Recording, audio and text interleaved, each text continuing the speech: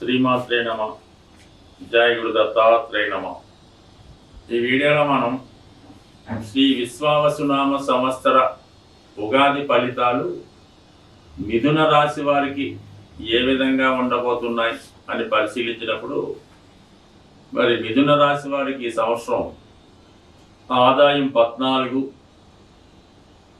వ్యయం 2గా ఉన్నది.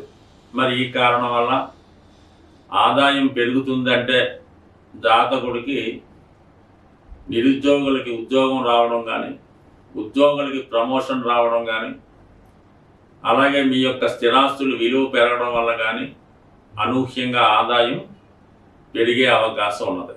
అంటే మిథున రాశి వారికి ఎప్పుడూ కూడా 2 రకాల ఆదాయాన్ని సమకూర్చడం జరుగుతూ ఉంటుంది.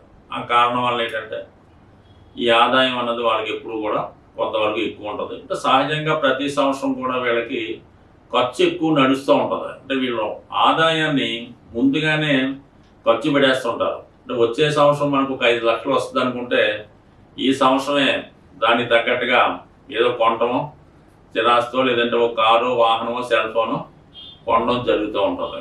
అందువల్ల వీళ్ళకి ఎప్పుడు కూడా ఖర్చు రెడీగా ఉంటుంది. అయితే ఈ వేళకి ఈ దశమ స్థానంలో ఒక 6 గ్రహాలు ఉండగా ఈ సంవత్సరం ప్రారంభం అవడం వల్ల వీళ్ళ ఆదాయం కూడా వృత్తి ద్వారా, కష్టపడడం ద్వారా ఆదాయం రావడం జరుగుతూ ఉంటుంది. అంటే లాభం స్థానంలో గ్రహం వచ్చినప్పుడు అది అనాచితంగా ఎవరో ఒకరు ఇవ్వడం వల్ల కానీ మనకు ఆదాయం వస్తూ ఉంటుంది. దశమంలో ఉన్న గ్రహం ఏంటంటే మన యొక్క సామర్థ్యం ద్వారా, మన శ్రమ వల్ల, మన సామర్థ్యం, కష్టం వల్ల వస్తూ ఉంటుంది. మరి ఇప్పుడు ఈ మిథున రాశి వారికి రాశ్యాధిపతి బుధుడు దశమ స్థానంలో ఉంటూ శని భగవానుడితో కలియడం జరిగింది.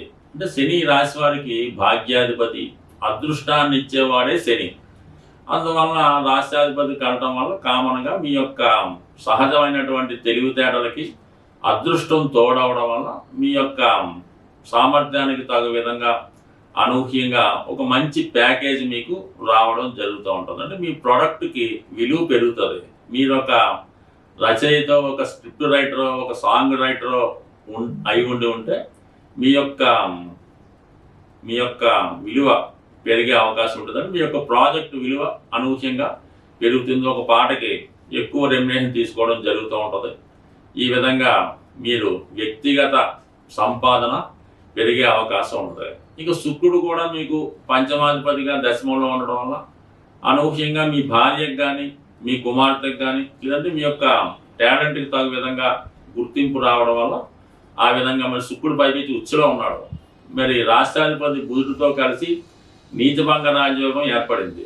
ఇవన్నీ కూడా ఈ రాశి వారికి అనూహ్యంగా వృత్తిలో హోదా పెరుగుతుంది, భార్యకి హోదా కలుగుతుంది, సంతానం విలువ పెరుగుతుంది. ఈ విధంగా మల్టిపుల్గా మీ కుటుంబంలో అందరూ సంపాదించడం వల్ల మీ కుటుంబ ఆదాయం పెరగడం వల్ల అనూహ్యంగా మీ యొక్క ఆదాయం కూడా పెరిగింది. ఇక వ్యయం కేవలం 2 పాయింట్లే. ఇక అందరూ సంపాదిస్తుంటే ఎవడు ఖర్చు పెడతాడు? వచ్చిన తప్పంతా జాగ్రత్త పెట్టుకోవడం జరుగుతూ ఉంటుంది. మరి ఇప్పుడు గురువు 12వ స్థానంలో ఉన్నాడు కాబట్టి ఏదైనా పుణ్య కార్యక్రమాలకు, ఎవరికన్నా హెల్ప్ చేయడానికో, అంటే ఎవరికన్నా సహాయం చేసినప్పుడు అది ఖర్చు అవ్వదు. సుమారుగా మీ యొక్క ఆదాయంలో మీ తల్లిదండ్రులకి నెలకు 1 లక్ష రూపాయలు మీరు ఇస్తూ ఉంటే అది ఖర్చు కింద మాత్రం కాదు, మీకు అది మీకు బాధ్యత అవుతుంది తప్ప దాన్ని వ్యయంగా ఎప్పుడు తీసుకోకూడదు. అందువల్ల ఎక్కువగా ఈ సంవత్సరం మీకు మరి పెద్దగా ఖర్చు లేకపోవడం వల్ల, అంటే ఖర్చు ఉంటుంది, ఆదాయం పెరగడం వల్ల నిల్వ పెరిగింది. దానివల్ల మీరు ఈ సంవత్సరంలో ఖచ్చితంగా ఒక గృహాన్ని ఏర్పాటు చేసుకోవడం జరుగుతూ ఉంటుంది. అలాగే సంతానానికి వివాహం చేయడం కానీ, వారికి ఏదన్నా వ్యాపారం పెట్టించడం కానీ, పెద్ద మొత్తంలో ధనం ఖర్చు పెట్టి వారిని చదివించడం కానీ జరిగే అవకాశం ఉన్నది. అలాగే ఈ సంవత్సరం మీకు మరి కొత్తగా పెళ్ళైన వారికి సంతాన యోగం కూడా కలిగే అవకాశం ఉన్నది. అంటే మొత్తం మీద ఆదాయ వ్యయాలు మీకు చాలా బాగున్నాయి. ఇక గోచార ఫలితాలు, సంవత్సర ఫలితాలు పరిశీలించే ప్రయత్నంలో మనం ఎప్పుడు కూడా రాహు, కేతువుని, శని, గురువు తీసుకోవడం జరుగుతుంది. ఎప్పుడు కూడా గురువు మనకి జీవకారకుడు కాబట్టి ప్రస్తుతం మే 15 వరకు 12వ స్థానంలో గురు సంచారం. దీనివల్ల ఏమవుతుందంటే వ్యక్తిగతంగా గురువు 12లో ఉన్నప్పుడు మంచి కార్యక్రమాలకి ధనం ఖర్చు పెడతారు, పుణ్య కార్యక్రమాల్లో పాల్గొంటారు. దశమాధిపతిగా వేయిల్లో ఉండడం వల్ల వ్యాపార అభివృద్ధికి ప్రయత్నం చేస్తారు, వ్యాపారానికి తగిన పెట్టుబడి పెడతారు. అలాగే ఉద్యోగపరంగా మీకు మార్పు రావడం జరుగుతుంది. ఉన్న ప్రాంతం నుంచి ట్రాన్స్ఫర్ అవ్వడం కానీ, కొత్త ఉద్యోగంలో ప్రవేశించడం కానీ జరిగే అవకాశం ఉంటుంది. ఇక సప్తమాధిపతి వ్యయ స్థానంలో ఉండడం వల్ల చాలా వరకు ఈ సమయంలో మీ జీవిత భాగస్వామికి ఏదైనా ఉద్యోగం రావడం కానీ జరిగే అవకాశం ఉంది. మొత్తం మీద గురువు 12లో ఉన్నప్పుడు చాలా వరకు గురువు కారకత్వాలు మనకి ఫలితాన్ని ఇవ్వడం జరుగుతూ ఉంటాయి అన్నమాట. అటు విద్య, ధనం ఇవన్నీ సమకూరితే ఇంకా మే 15 తర్వాత రాశిలోకి ప్రవేశిస్తాడు గురుగ్రహం. ఎప్పుడైతే రాశిలో గురువు ప్రవేశించాడో 1, 5, 9 స్థానాలు యాక్టివేట్ అవుతాయి. అంటే మీలో ఉన్నటువంటి సంస్కారం పెరుగుతుంది, మంచి ఆలోచనలు మొదలవుతాయి, మిమ్మల్ని మీరు సంస్కరించుకుంటూ మంచి మార్గంలోకి వెళ్ళే ప్రయత్నం చేస్తారు. అప్పటి వరకు ఉన్నటువంటి బలహీనతల నుంచి బయటపడి కొద్దిగా దైవభక్తి పెరుగుతుంది, సాంప్రదాయాలు పాటిస్తారు, ఎదుటవారిని గౌరవించి మీరు గౌరవం పొందడం జరుగుతూ ఉంటుంది. 5వ స్థానాన్ని చూడటం వలన పూర్వపుణ్యం యాక్టివేట్ అవుతుంది. గత జన్మలో మీరు వదిలివేసినటువంటి కార్యక్రమాలని తిరిగి కంటిన్యూ చేయడం జరుగుతూ ఉంటుంది. అంటే ఏదైనా గురువు కాబట్టి ఏదైనా కొత్త విద్య నేర్చుకోవడం, ఏదైనా దైవాన్ని అనుసరించడం, మంచి విషయాలు 10 మందికి చెప్పడం జరుగుతూ ఉంటుంది. ఇక భాగ్యం అన్నది అదృష్టం.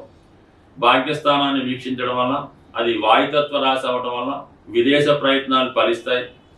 విదేశంలో ఉన్నటువంటి మీ కుటుంబ సభ్యుల్ని కలుసుకుంటారు, దూర ప్రాంతంలో ఉన్నటువంటి పుణ్యక్షేత్రాలు దర్శిస్తారు. ఇవన్నీ ఒక ఎత్తు అయితే రాశి యందు ఉన్నటువంటి గురువు సప్తమాన్ని వీక్షిస్తాడు.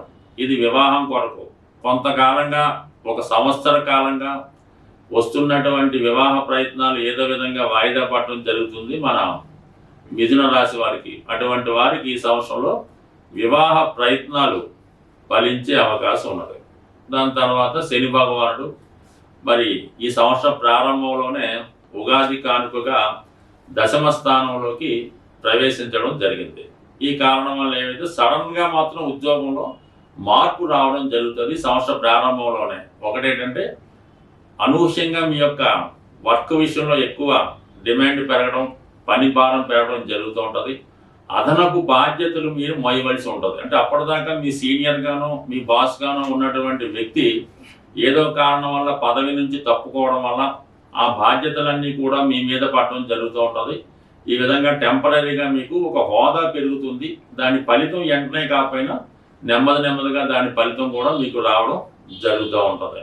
అలాగే మరి 10లో ఉన్నటువంటి శని భగవానుడు హృదయ దృష్టితో వ్యయ స్థానాన్ని వీక్షిస్తూ ఉంటాడు. అక్కడ గురుగ్రహం ఉండడం వల్ల ఈ 2 గ్రహాలు 12వ స్థానాన్ని యాక్టివేట్ చేయడం వల్ల ఏదో ఒక ఇన్వెస్ట్మెంట్ మీరు మే 15 లోపల చేయడం జరుగుతూ ఉంటుంది. అది పిల్లల్ని చదివించడం కానీ, గృహ నిర్మాణం చేసుకోవడం కానీ, ఏదైనా కొంతమంది ఏదైనా ఒక దేవాలయాన్ని నిర్మించడం కానీ, దేవాలయాన్ని బాగు చేసి దాన్ని పునరుద్ధరించడం చేస్తూ ఉంటారు. మొత్తం మీద మాత్రం ఈ శని గురువులు మీకు మంచి ఫలితాలు ఇవ్వడం జరుగుతుంది. ఇక రాహు 10వ స్థానంలో ఉంటూ ఇటు సాఫ్ట్వేర్ రంగం వారికి, అటు సినిమా రంగం వారికి సహకరిస్తుంటాడు ఎప్పుడు కూడా రాహు. అటువంటి రాహు మే 18 వరకు అదే స్థానంలో ఉంటూ శని భగవానుడితో కలిసి ఉండడం వల్ల పారిశ్రామిక రంగంలో ఉన్న వాళ్ళకి, సాఫ్ట్వేర్ రంగంలో ఉన్న వారికి, ముఖ్యంగా ఈ మిథున రాశిలో టీవీ, ప్రెస్, న్యూస్ పేపరు, అలాగే విలేకరులు, ఎడిటర్లు వాళ్ళకి ముఖ్యంగా న్యూస్ యాంకర్స్కి మాత్రం మంచి భవిష్యత్తు ఈ సంవత్సరం రాబోతుంది. ఇక 9వ స్థానంలోకి రాబోతున్నటువంటి ఈ రాహుగ్రహం కొద్దిగా మీరు కొత్త విషయాలకి ఎంకరేజ్ చేస్తారు, విదేశ ప్రయత్నాలు ఫలించే అవకాశం ఉంది. టోటల్గా కేతువు కూడా మీకు 4 నుంచి 3కి రావడం వల్ల మొత్తం అన్ని గ్రహాలు మీకు ఈ సంవత్సరం సహకరించడం వల్లనే మీ యొక్క ఆదాయం 14 పాయింట్లు గాను, వ్యయం 2 పాయింట్లుగా రావడం జరిగింది. స్వస్తి. సాధారణంగా గ్రహాలకి మనం పరిహారాలు చేస్తున్నప్పుడు ఒక విధంగా జలతత్వంలో ఎక్కువ గ్రహాలు ఉన్నప్పుడు కానీ, ఆ జలతత్వంలో ఉన్నటువంటి గ్రహాలు మనకి వ్యతిరేక ఫలితాలు ఇస్తున్నప్పుడు అభిషేకం ద్వారా మనం ఆ గ్రహాన్ని పరిహారం చేస్తే 100% ఆ ఫలితం తొందరగా రావడం జరుగుతుంది. ఇప్పుడు మనకి ఈ మీనరాశిలో 6 గ్రహాలు ఉండగా ఈ సంవత్సరం ప్రారంభమైంది కాబట్టి అందులో మిత్రగ్రహాలు ఒకటే ఉంటే పర్వాలేదు, శత్రుగ్రహాలు కూడా ఉండడం వల్ల, అంటే శుక్రుడికి రవికి వ్యతిరేకత, శనికి రవికి వ్యతిరేకత, ఈ విధంగా ఒక రాశిలో ఈ పాపగ్రహాలు చేరినప్పుడు ఆ భావం యొక్క ఫలితాన్ని సంపూర్ణంగా నాశనం చేయడం జరుగుతూ ఉంటుంది. మరి ఆ కారణం వల్ల ఈ ద్వాదశ రాశుల వారికి కూడా ఈ రాహువు, శని, రవి వ్యతిరేక ఫలితాలు ఈ సంవత్సరంలో ఇస్తున్న కారణంగా మరి మీరంతా కూడా అభిషేకం ద్వారా మీరు గ్రహాలకి పరిహారం చేసుకోవచ్చు. అంటే ఇన్ని గ్రహాలకి మీరేమీ పరిహారం చేయక్కర్లేదు. అందరికీ ఆదిదైవమైనటువంటి శివునికి మీరు జలంతో అభిషేకం చేయడం వల్ల మీకు ఎక్కువగా గ్రహశాంతి జరిగే అవకాశం ఉంటుంది.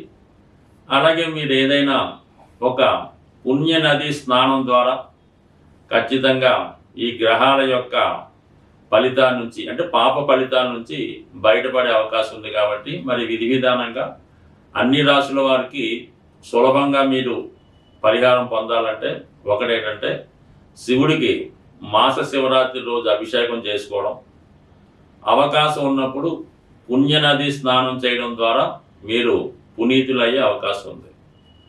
అలాగే మనకి ఏదైనా అగ్నితత్వ రాశిలో ఉన్నటువంటి గ్రహం ఇబ్బంది పెడుతుంటే మరి హోమం చేసుకోవడం ద్వారా ఆ గ్రహం యొక్క మంచి ఫలితాన్ని పొందవచ్చు. అంటే ప్రస్తుతం ఈ ప్రారంభంలో పెద్దగా అగ్నితత్వ రాశుల్లో గ్రహాలు లేవు కాబట్టి ఏదైనా మీకు ఇదొక అగ్ని ద్వారా పరిహారం, అంటే హోమం చేసుకోవడం.